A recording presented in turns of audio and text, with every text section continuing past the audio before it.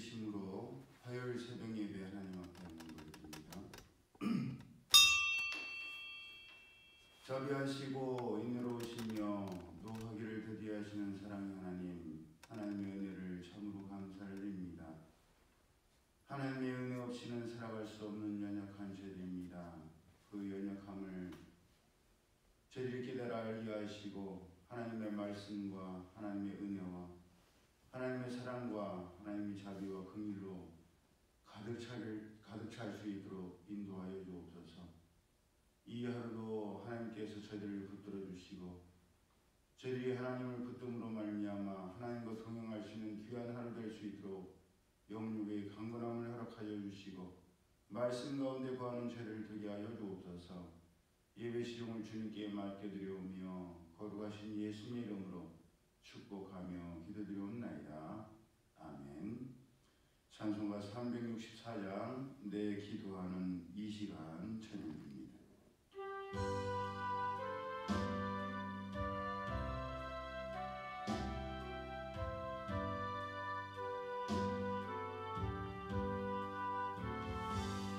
내 기도하는 이 시간 이때가 가장 즐겁다. 이 세상 근심 걱정에 얼매인 나를 부르사 내 진정 소원 주 앞에 난 아침 바로 아뢰어 큰 불행 당해 슬플 때 나 위로받게 하시네. 내 기도하는 이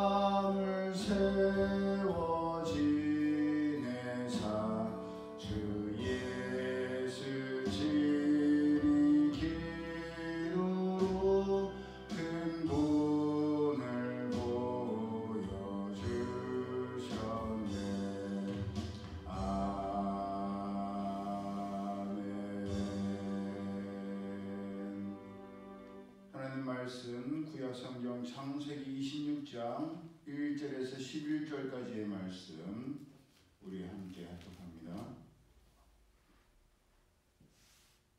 창세기 26장 1절에서 11절 말씀 시작. 아브라함 때에 첫 흉년이 들었더니 그 땅에 또 흉년이 들매 이삭이 그랄로 가서 블레셋 왕 아비멜렉에게 이르렀더니 여호와께서 이삭에게 나타나 이르시되 애굽으로 내려가지 말고 내가 네게 지시하는 땅에 거주하라. 이 땅에 거류하면 내가 너와 함께 있어 내게 복을 주고 내가 이 모든 땅을 너와 내 자손에게 주리라. 내가 내 아버지 아브라함에게 맹세한 것을 이루어 내 자손을 하늘의 별과 같이 번성하게 하며 이 모든 땅을 내 자손에게 주리니 내 자손으로 말미암아 천하 만민이 복을 받으리라. 이는 아브라함이 내 말을 순종하고 내 명령과 내 계명과 내 율례와 내 법도를 지켰음이라 하시니라. 이삭이 그랄에 거주하였더니 그곳 사람들이 그의 아내에 대하여 물으매 그가 말하기를 그는 내 누이라 하였으니 리브가는 복이 아리따움으로 그곳 백성이 리브가로 말미암아 자기를 죽일까 하여 그는 내 아내라 하기를 두려워함이었더라. 이삭이 거기 오래 거주하였더니 이삭이 그 아내 리브가를 껴안은 것을 블레셋 왕 아비멜렉이 참으로 내다본지라. 이에 아비멜렉이 이삭을 불러 이르되 그가 분명히 내 아내거늘 어찌 내 누이라 하였느냐. 이삭이 그에게 대답하되 내 생각에 그로 말미암아 내가 죽게 될까 두려워하였음이로라. 아비멜렉이 이르되 내가 어찌 우리에게 이렇게 행하였느냐. 백성 중 하나가 내 아내와 동침할 뻔하였도다. 내가 죄를 우리에게 입혔으리라.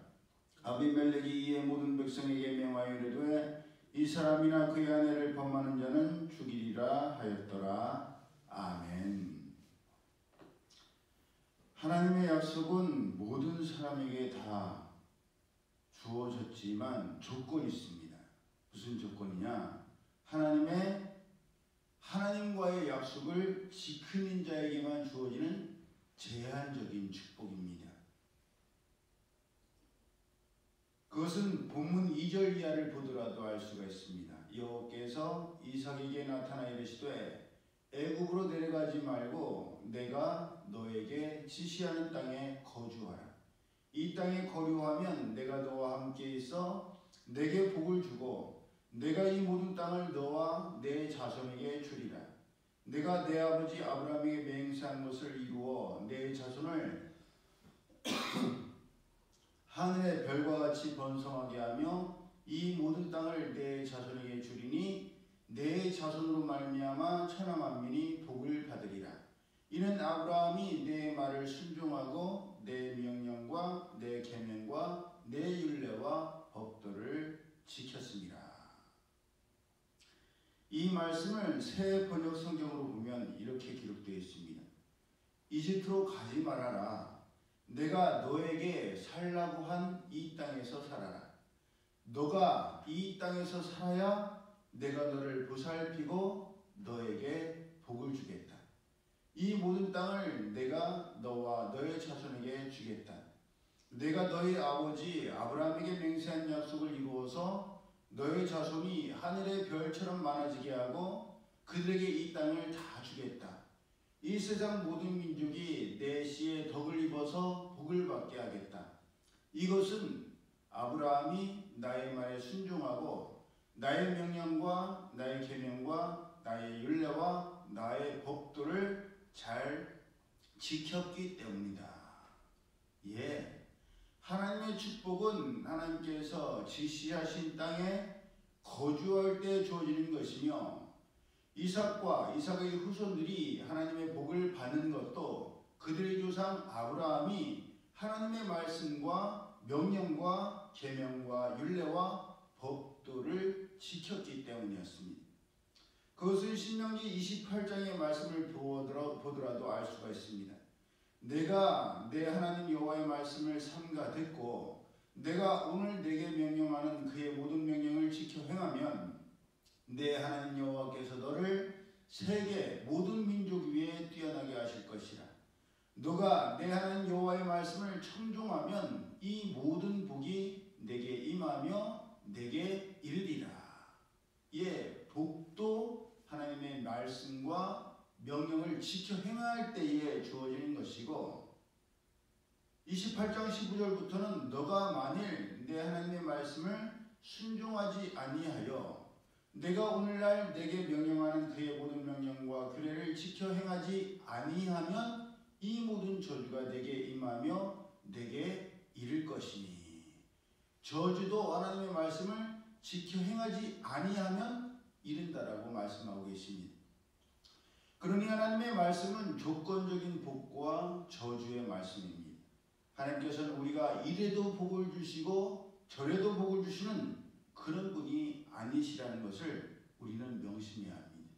하나님의 약속 안에 거할 때, 하나님의 말씀을 지켜 행할 때 하나님께서 약속하신 모든 것들이 주어지는 것이지, 하나님과의 약속을 어기고 하나님의 말씀과 명령을 어기면 하나님께서 약속하시고 또 주시겠다는 모든 것들에게서 제외될 수밖에 없고 쫓겨날 수밖에 없습니다.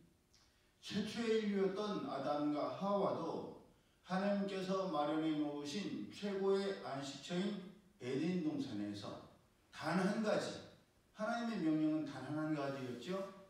선과 악을 알리는 나무의 열매를 먹지 말아라. 그러면 너희가 정녕 죽으리라. 그러셨는데도 단 한 가지 그것을 지키지 못함으로 그들은 에덴 동산에서 쫓겨나 땀을 흘려야 먹을 수 있었고 출산의 고통이 더해졌으며 결국은 흙으로 돌아가야 했습니다. 그러니 오늘 예배드리는 우리 모두도 이것을 명심해야 합니다. 하나님의 말씀 안에 거할 때에, 하나님의 명령과 법도를 지켜 행할 때에 하나님께서 약속하신 복의 주인공이 되고 하나님께서 주시는 복의 혜택을 누린다는 것을 우리는 명심해야 합니다. 하나님과의 약속은 지키지 않으면서 하나님 복 주기로 하셨잖아요. 하나님 지켜주기로 하셨잖아요. 라고 일방적으로 하나님께서 행하시기만을 요구한다면 말도 안 되는 얘기일 수밖에 없습니다. 서로가 상호가 지켜야 되지 한쪽만 지킬 수가 없습니다. 하나님의 말씀을 들은 이삭은 그 아래 그대로 머물렀습니다. 그랬을 때 하나님께서 나중에 보면 12절에 보면 그 땅에서 농사하여서 그 해에 100배나 얻을 수 있도록 하나님께서 복을 주십니다. 거류했을 때 하나님께서 그 약속을 지켜주셨어요. 그런데 이삭이 머물렀던 이 그랄이라는 것이 문제예요. 왜냐하면 창세기 20장에서도 아브라함이 그의 아내 사라를 누이 동생이라고 속였다가 그랄 왕 아비멜렉에게 아내 사라를 빼앗겼던 것이 바로 그랄이었는데, 그 아브라함이 자기 아내를 속였던 그 그랄에서 아브라함의 아들이 이삭도 또 자기 아버지가 그랬던 것처럼 또다시 자기 아내 리브가를 누이 동생이라고 한 거예요. 그래서 자칫 잘못하면 리브가도 블레셋 왕 아비멜렉에게나 다른 사람들에게 수치를 당할 뻔했습니다. 저는 사라 때도 그랬지만 리브가도 그렇고 얼마나 예뻤으면 이렇게까지 했을까. 참 우리 오늘날의 정서로는 이해가 가지 않는 일이지 않습니까? 그런데 아브라함도 사라로 인해서 사람들이 자기를 죽일지 모른다라고 얘기를 했고, 이삭도 리브가로 인하여서 사람들이 자기를 죽일지도 모른다라고 얘기한 걸 보면 아브라함과 이삭만 겁이 많은 것이 아니라 당시에 그런 환경이었는지도 모르죠. 여자가 예쁘면 남편이 있어도 그 남편을 죽이고 그 여자를 차지하는 것이 그때의 상황이었는지도 모릅니다. 그러니까 그렇게 겁을 먹었겠죠. 또한 이 아무리 사라와 리브가가 예뻐도 그렇지 남편이 되어서 자기 살려고 아내를 누이 동생이라고 하다니 창피하기 그지없는 일입니다. 그것도 하나님을 믿고 하나님의 약속을 믿는 자들이 그랬다는 것이 참으로 창피한 일이지요. 그러니 우리는 하나님의 약속 안에 거하고 하나님의 말씀과 율례와 법도를 따르는 것도 정말 중요하지만 우리의 행실도 똑바라야 합니다. 우리의 말과 행동이 우리의 신앙과 일치하지 않으면 하나님을 믿지 않는 사람들에게 조롱거리가 되고 우리로 인하여서 하나님의 영광을 가리게 된다는 것을 우리는 명심해야 됩니다. 이삭은 하나님이 주신 축복은 받았지만 아비멜렉에게 질책과 비난을 당했기 때문입니다. 하나님을 잘 믿으니 하나님께서 복을 주시지만 우리의 행위가 그 믿는 신앙만큼 일치하지 않으면 믿지 않는 사람들에게 조롱과 비웃음을 당하게 되고 우리의 행실로 인하여서 하나님 아버지의 영광을 가리게 된다는 것을 우리는 명심해야 되는 거예요. 예수님께서도 마태복음 5장 16절을 통해서 너희는 세상의 빛이니 이같이 너희 빛이 사람 앞에 비치게 하여 그들로 너희 착한 행실을 보고 하늘에 계신 너희 아버지께 영광을 돌리게 하라라고 말씀하셨습니다. 우리가 꼭 명심해야 돼요. 예수님께서는 너희는 세상의 빛이 되고 세상의 소금이 되어야 된다고 말씀하신 게 아니라 이미 우리는 세상의 빛이요 소금이에요. 점점 되어가는 게 아니라 이미 소금과 빛이에요. 그러니 우리는 우리의 빛을 사람들 앞에 비치게 하여서 그 밝은 빛을 보고 사람들이 야, 저 사람 어떻게 저렇게 밝지? 저 사람 어떻게 저렇게 따뜻하지? 그래서 저 사람이 저렇게 밝은 것은 저 사람이 저렇게 따뜻한 것은 그만큼 사랑을 많이 받았기 때문이구나. 그것을 사람들이 발견할 수가 있어야 돼요. 제가 유튜브를 보다가 굉장히 흥미로운 사람 하나를 발견했어요. 부산에 KBS 아침마당에 나오는 무슨 장재희 아나운서인가? 그런 아나운서가 있어요. 근데 이 사람이 굉장히 밝고 쾌활해요. 음치인데도 그 음치는 것을 부끄러워하지 않고 막 노래를 불러요. 그래서 사람들이 그 사람을 보고 너무너무 귀엽다. 너무너무 활발하다. 생기가 넘치다. 그런 얘기를 하는데 그 댓글을 보니까 사람들이 엄마 아빠가 자녀들을 정말 사랑으로 잘 키웠다. 그게 느껴진다. 그런 이야기를 하더라고요. 자녀들이 밝고 따뜻하게 행실이 바르면 사람들이 보면서 저 사람은 어떻게 저렇게 인사성이 밝지? 저 사람은 어떻게 저렇게 밝고 따뜻하지? 저 사람이 가는 곳은 환해. 그런 칭찬을 하지 않습니까? 그거와 마찬가지로 우리가 그렇게 따뜻하고 밝게 생활할 때 사람들이 우리를 보면서 저 사람은 어떻게 저렇게 밝고 따뜻하지? 저 사람이 하나님을 믿으니 저래서 그렇구나. 그것을 발견하게 되고 나도 저 사람처럼 밝고 따뜻하고 싶다라는 생각을 하게 되죠. 그래서 하나님 아버지께 돌아오게 된단 말입니다. 그러니 우리의 행실이 하나님 아버지께 영광이 되기도 하고 하나님 아버지의 영광을 가리고 비난과 비판을 받기도 한다는 것을 우리는 명심해야 됩니다. 그래서 하나님의 약속 안에 거할 뿐 아니라 하나님의 율례와 법도도 잘 지키면서 우리의 착한 행실로도 하나님 아버지께 영광을 돌리는 우리가 되어야 된다는 것을 명심해야 됩니다. 나는 그런 거 필요 없어요. 나는 하나님만 잘 믿으면 돼요. 그것은 그렇지 않아요. 십자가를 보더라도 하나님과 나와 또 사람과 사람, 그것이 연결될 때 십자가가 이루어진다는 것을 명심하여서 오늘 하루도 하나님 아버지의 말씀과 율례와 법도도 잘 지키고 또 사람 사이에서도 정말 우리의 행실을 통해서 하나님 아버지께 영광을 돌릴 수 있는 빛과 소금의 역할을 온전히 감당하는 우리 모두가 되기를 예수님의 이름으로 축복합니다. 아멘. 기도드립니다.